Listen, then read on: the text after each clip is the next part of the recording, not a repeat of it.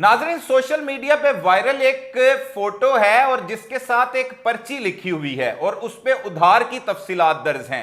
एक नौजवान ने मुबैना तौर पर खुदकुशी कर ली है और बताया है कि उसने बाबू भाई का 1,25,000 देना है, हसीब साहब का 80,000 देना है, तैयब साहब का 10,000, भाला जैन का 30,000, फाहद भाई 3 या 4,000, आसिफ भाई जीनत लैब के करीब रेडी लगाते हैं उनका 4,000, इसी तरह वकास साहब हैं कोई 5,000 और चाचा शफकत का 25,000 और एक मोटरसाइकिल देनी है। ये नौजवान कहता है ये कर्ज अगर उतर जाता है तो उसकी मैयत को सुकून मिलेगा। ये नौजवान कौन है, ये खुदकुशी इसने क्यों की, इसकी फैमिली बैकग्राउंड क्या है, हिस्ट्री क्या है, तमाम तफसीलात जानते हैं। हमारे साथ हमारे दोस्त हैं इर्तजा भट्ट जो सीनियर सहाफी हैं, उन्हीं की जुबानी आपको सुनाते हैं। इर्तजा, एक बहुत ज्यादा वायरल हो रही है एक नौजवान की तस्वीर मुर्दा हालत में और साथ एक पर्ची है, उस पर उधारों की एक पूरी डिटेल लिखी हुई है कि उसने इतने इतने पैसे लिए।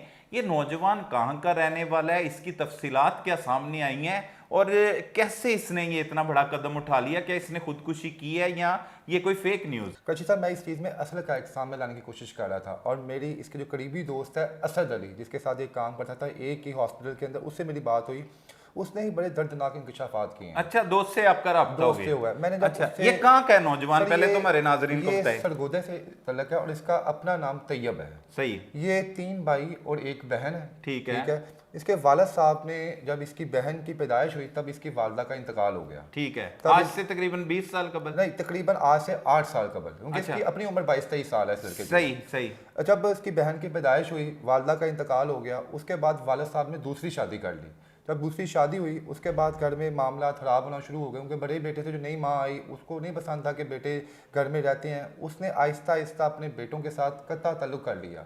तकरीबन 6 साल हो गए हैं अपने किसी भी बेटे से, ये जो उसका बाप है तैयब का, वो बातचीत नहीं करता। अच्छा, बच्चे छोड़ दिए? बच्चे छोड़ दिए दूसरी शादी करके? दूसरी शादी के बाद बेदखल कर दिया। वो बच्चे खुद रहते थे अपनी जगह पे। सही। उसके बाद होता क्या है कि ये लड़का जो है, बहन थी छोटी जो इसकी जो पैदाइश हुई, उसके बाद इस लड़के ने अपने रूम घर का रेंट देने के लिए, मुख्तलिफ चीज़ों के लिए इसने कर्जा लेना शुरू कर दिया। किसी से 5,000, किसी से 8,000, किसी से 10,000, जो लिस्ट आपने मुझे बताई है। सही। जब इसका ये उससे बरामद हुई है, ये वो लिस्ट पढ़ के मैंने बताई है। जब ये कर्जा हो गया, इसने अपने बहुत से लोग यहाँ पे ये कह रहे हैं कि इसने अपने घर वालों से बात क्यों नहीं की, क्योंकि इतना ज्यादा कर्जा नहीं था। तुम 3.5 पौने 4 लाख बनता था। हाँ, ये टोटल अमाउंट अगर मिलाई जाए तो 5 लाख के करीब। 3,80,000 बनता है टोटल ये। ठीक है, 3 तो लाख 80 घर वालों से रब्ता क्यों नहीं किया? तो जो इसके दोस्त ने मुझे बताया, उसने कहा जनाब इसने खुदकुशी से कबल रो के हम सबके सामने कहा कि यार खुदारा मेरा कुछ कर दो यार। अच्छा। कर्जे वाले मेरे पीछे पड़ गए हुए हैं, तनहा मेरी थोड़ी सी है, मुझे कोई हेल्प करवाओ। 2 नौकरियां करता था? 2 नौकरियां करता था ये। अच्छा, ये कहाँ पे जॉब करता था? ये कोई हॉस्पिटल वहाँ पे है,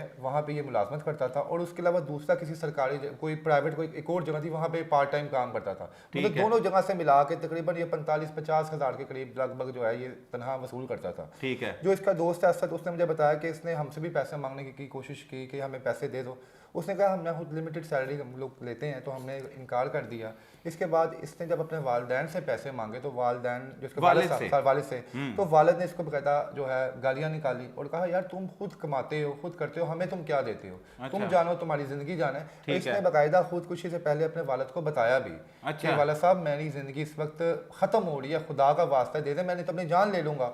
उसने कहा यार मुझे तुम्हारी जान से कोई लेना देना नहीं है, तुम जानो और तुम्हारी जिंदगी जाने। ठीक है। उसके बाद क्या होता है, उसके बाद ये और इसके दोस्त एक जगह पे जाते हैं, मतलब किसी जगह पे बैठने का प्रोग्राम बनता है, वहाँ पे ये प्लान करता है। उसी वक्त इसकी जेब में एक इंजेक्शन होता है बेहोशी का, जो इसने कहा था मैं अपने आप को लगा लूंगा। शायद आपने पिक्चर में भी देखा हो कि इसके बाजू पे यहाँ पे लगा हुआ है। वो इंजेक्शन लेके वहां से वो झाड़ियों की तरफ भागता है। तो दोस्तों के साथ ही दोस्तों के साथ में दोस्त बैठे हैं वहां पे। झाड़ियों में जब भागता है तो दोस्त पीछे से जाते हैं इसको रोकने के लिए। अच्छा। रुको, लेकिन वो इतनी तेजी में जाते जाते साथ ही इंजेक्शन अपनी बॉडी में लगाता है और पूरा वो जो इसमें था लिक्विड था वो इंजेक्ट कर लेता है। वो कौन सा इंजेक्शन था? जहर? जो उसके दोस्तों ने बताया मुझे वो ये था कि बेहोशी का कोई इंजेक्शन वहां पे वो लेके आया हुआ था, जो उसने हमें नहीं तब तक बताया था। अच्छा। उसके बाद जब वो इंजेक्ट करता है तो दोस्त उसको हिलाते जुलाते हैं, लेकिन वो चंद ही लम्हों में, चंद ही मिनटों में उसकी वहां पर डेथ हो जाती है। ओए होए। अब यहाँ से कुरैशी साहब सबसे दर्दनाक जो सीन है वो यहाँ से शुरू हुआ। उसके बाद जब उसके दोस्त उसकी डेड बॉडी जो है हॉस्पिटल में लेके जाते हैं तो वहाँ पर जब इसके वालिद को फ़ोन किया जाता है कि आपके बेटे ने खुदकुशी कर लिया है, तो इसके वालिद साहब आगे से कहते हैं आइंदा मुझे दोबारा कॉल ना करना और ना मैंने इसकी डेड बॉडी यहाँ पे रिसीव करनी है। मेरा इसके साथ कोई ताल्लुक नहीं है। इतनी सख्ती, क्या मतलब कौन सा ऐसा जुर्म कर दिया था तैयब ने, क्या मामला उसके बाद क्या होता है, जब वाला साहब को कहा जाता है कि खुदा का खौफ करें आप, बेटा है आपको, उसने कहा यार आइंदा का बताओ आपने यहाँ पे फ़ोन नहीं करना, आपने कॉल कर ली, आपने लाश नहीं लेनी, आप जाने और लाश जाने, आपका दोस्त आप जो मर्जी करें। अच्छा। अब उसके बाद दूसरा तकलीफ दे लम्हा, चाचू को कॉल मिलाई जाती है, उनके दोस्तों के पास नंबर थे, चाचू ये कहता है कि इसका बिल दे दिया आपने, जो अस्पताल में बिल बना हुआ था।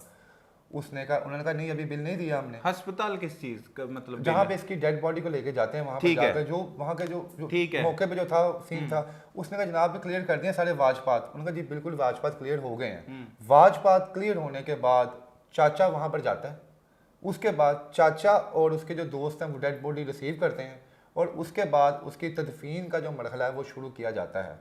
और उसके बाद जब उसके बाप को दोबारा कहा जाता है कि इसके सर पे कर्जा है, खुदा का वास्ता, वो कह के गया था कुछ ना कुछ कर्जा तो मेरा आप उतार दें, तो बाप वहाँ पे ये कहता है जनाब ये जाने और इसकी कब्र जाने, मैंने 1 रुपया भी इसका अदा नहीं करना, और अभी तक इसके कर्जे में से 1 रुपया अदा नहीं किया गया। बाप, ये कौन सा इलाका है, कौन से लोग हैं, क्या इससे कोई गलती हो गई थी, क्या तफसीलात बताते हमने हैं? जब इसके वाले साहब से रब्ता करने की कोशिश की है तो बाकायदा तौर पर उन्होंने हमारे साथ बदतमीजी की है। अच्छा। और जिस दोस्त को के थ्रू हमारा इनके साथ रब्ता हुआ है, उन्होंने कहा जनाब हमें कोई ज़रूरत नहीं है मीडिया के सामने आने की, हमारे बेटे ने खुदकुशी की है, वो जाने और उसकी ज़िंदगी जाने, ये उधार था वही उतारेगा, वो चला गया है, अब कर्जदार कैसे उतारेगा? अब कर्जदार या तो माफ़ कर दें या कब्र पे जाकर उसका हिसाब किताब करें।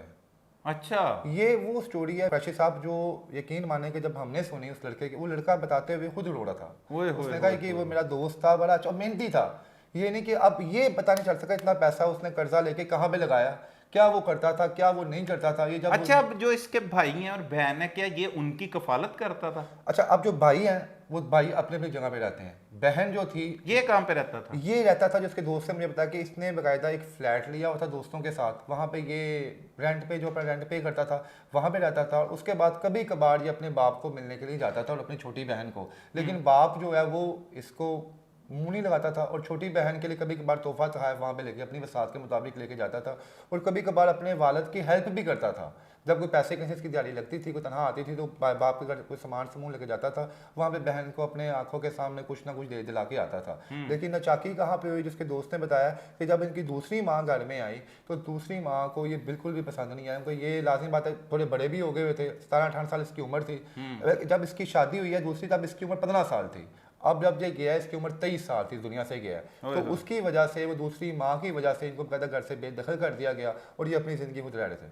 ओए होए होए, फिर 23 साल नौजवान ने सिसक के जान अपनी जान दे दी, और बाप इतना सख्त दिल कि अब भी उससे रब्ता नहीं करना चाहता। क्या उसने उसके जनाजे में शिरकत की? अच्छा, ये उन्होंने बताया कि जनाजे में शिरकत की उसने बाकायदा। अच्छा, जनाजे में भी आया, सब भाई भी आए, फैमिली मेंबर्स भी आए, कि उसने जनाजगाह में खड़े होकर कहा कि मेरा बेटा इस दुनिया से गया है, यही जिम्मेदार है अपने कर्ज का, और मैं फिलहाल इसके कर्ज में से 1 रुपया भी अदा नहीं करूंगा। और जो उसके भाई हैं वो खुद मजदूरी करते हैं, कोई दिहाड़ीबाज है, कोई दिहाड़ी पे काम करता है, कोई छोटी मोटी जगह में कैंटीन पे काम करते हैं। तो भाइयों ने साफ कह दिया यार हम लोग तो खुद जो है अपने बच्चों की कफालत कर रहे हैं, तो खुदारा जो है हम नहीं दे सकते। नाजरीन देखें आजकल के हालातों वाकयात के, एक बाप ने अपने बेटे के कर्ज अदा करने से मना कर दिया। उसने ये सोचा होगा कि जिंदगी में तो उसकी कोई हेल्प नहीं कर रहा, लेकिन हो सकता है उसकी कब्र को सुकून पहुंचाने के लिए उसके ऊपर जो उधार है वो दे दिया जाएगा। लेकिन बाप ने साफ इनकार कर दिया। जनाजे में मौजूद बाप ये कहता है कि उसके बेटे ने उधार लिया था और अब वो ही देगा, लेकिन वो अब कैसे देगा, वो तो मनो मिट्टी तले जा चुका है। ये एक इंतहाई अफसोसनाक एक सानिया रूनुमा हुआ है। एक नौजवान जो एक वायरल स्टोरी है, उसके पीछे की हकीकत इतनी भयानक है कि हमने जब इर्तजा से इसको सुनना शुरू किया तो रूह कांप जाती है इंसान की, कि इंसान जो है वो दुनिया में रहकर इन चंद पैसों की खातिर क्या कुछ करता है, और जब इन्हीं कर्जों के तले वो दब जाता है तो वो अपनी जिंदगी का खात्मा भी कर लेता है। लेकिन उसका वालिद इतना सख्त दिल हो गया, उसके रिश्तेदार इतने सख्त दिल हो गए कि उन्होंने उसके लिए गए कर्जे को अदा ही नहीं किया, और उल्टा वो इस हवाले से मना कर रहे हैं। तो ये एक लम्हा फिक्रिया है, देखना होगा। ऐसे वाकयात जो है उनमें खौफनाक हद तक इजाफा होता चला जा रहा है, और लोग दुनिया में रहते हुए ये सोचते हैं कि ये पैसा जो है यही सब कुछ है। हालांकि ऐसे कोई बात नहीं। हर इंसान ने मौत का मजा चखना है और इस दुनिया से जहाने फानी से चले जाना है। कभी एक नौजवान जो काबिल तरीन नौजवान लगता है और एक सेटल्ड नौजवान लगता है, उसकी खुदकुशी की खबर सामने आ जाती है, जो मुल्तान के इलाका में अपने ही दफ्तर में अपनी कनपट्टी पर गोली मारकर खुदकुशी कर लेता है। अब ये तैयब था जो सिसक सिसक के जिंदगी गुजार रहा था और उसकी पूरी नहीं पड़ती थी, उसने लोगों से उधार लिया और कर्जदारों के तानों से तंग आकर फिर उसने अपने आप को इंजेक्शन लगाकर अपने दोस्तों की मौजूदगी में अपनी जिंदगी का खात्मा कर लिया। तो यहां से यह भी पता लगता है कि आपके इर्द गिर्द आपके साथ रहने वाले दोस्त भी आपके काम नहीं आते। वो भी चाहे वो मजदूरी करते थे, लेकिन अगर 10-10 20-20 हजार करके इकट्ठा किया जाता, वहां पर लोग हमदर्दी करते उससे। वो अपने घर वालों को भी धमकी दे चुका था कि वो अपनी जिंदगी का खात्मा कर लिया और फिर नौजवान ने अपनी जिंदगी का खात्मा कर लिया। और काबिल अफसोस बात यह है कि बाप ने जनाजे में खड़े होकर कहा कि वो उसका कर्ज नहीं उतारेगा, ये उसी ने लिया था, उसी को भुगतना पड़ेगा। इस हवाले से तो वैसे तो खुदकुशी हराम है, लेकिन हालात यहां तक पहुंच चुके हैं। इंतहाई अफसोसनाक सूरत हाल थी। मजीद इस हवाले से जो हमारे पास अपडेट्स आएंगी उससे भी हम आपको आगाह करेंगे। तब तक के लिए अपने मेजबान सलमान कुरैशी को इजाजत दीजिए। अल्लाह ने के बाद।